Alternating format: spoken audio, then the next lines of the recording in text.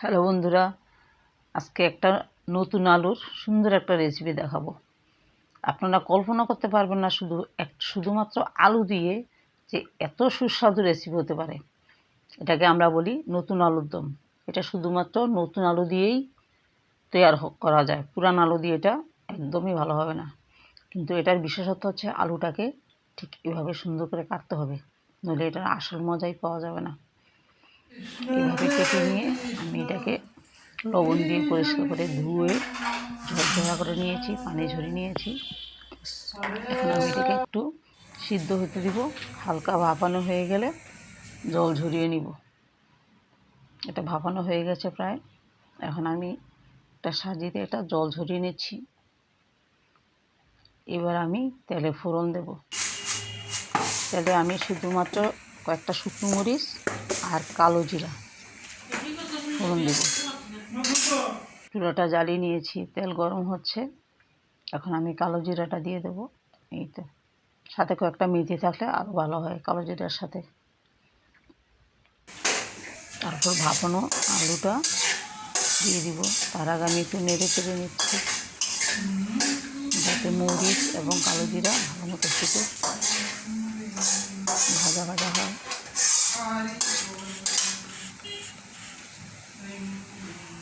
এরপর আমি ঢেলে দিলাম আলুগুলি। দেখুন বন্ধুরা, প্রত্যেকটা আলু একই সাইজে কাটা হয়েছে। সুন্দর একটা পিসের পিস করে একই রকম প্রত্যেকটা এটাতেও কিন্তু অনেকটা আপনার স্বাদ নির্ভর করে। কাটাটা সুন্দর হতে হবে। হলুদ দিয়ে দিলাম।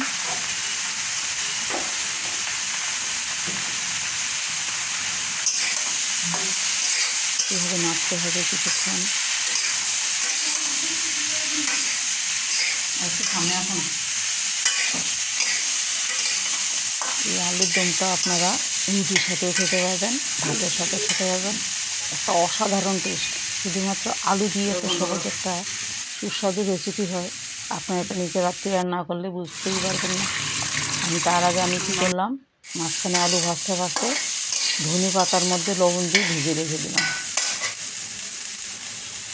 একটু লাল লাল করে ভাজবো। তারপরে দিয়ে দিলাম একটা মশলা পেস্ট। এখানে আছে ধনে গুঁড়া, জিরে গুঁড়া, হলুদের গুঁড়া, মরিচের গুঁড়া। এখানে আপনি চাইলে একটু, এখন শীতকালীন কাঁচা হলুদ পাওয়া যায়, কাঁচা হলুদের একটা পেস্ট দিতে পারেন, যেটা নাকি আমাদের লিভারের জন্য প্রচণ্ড উপকারী। এটা প্রত্যেকে কাঁচা হলুদ খাওয়া উচিত।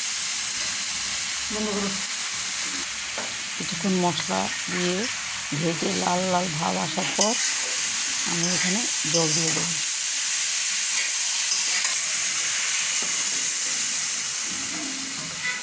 দেখুন বন্ধুরা, জলটা প্রায় সমান সমান করে দিয়েছি, একটু মাখো মাখো হয়। এখন আমি পরিমাণ মতো লবণ দিয়ে দিলাম।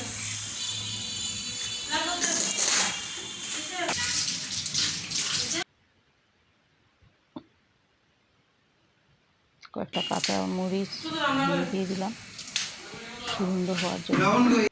আর এই আলুর দমটাতে কাঁচামরিচ, ধনে পাতা মাস্ট লাগবেই, এছাড়া হবেই না আলুর দমটা।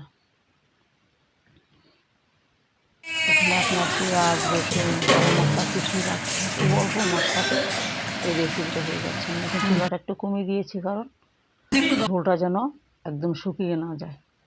ঠিক শেষ মুহূর্তে যখন হয়ে আসছে, তখন আমি একটা গোল চামচ দিয়ে আলুগুলি আধা ভাঙা করে দিচ্ছি, যাতে খেতে আরও টেস্টি হয়।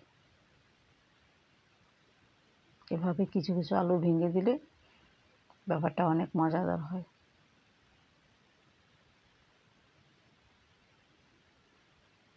ঠিক শেষ মুহূর্তে আমি লবণ দিয়ে ধুয়ে রাখা ধনে পাতাগুলি চিকন করে কেটে এখানে দিয়ে দিলাম।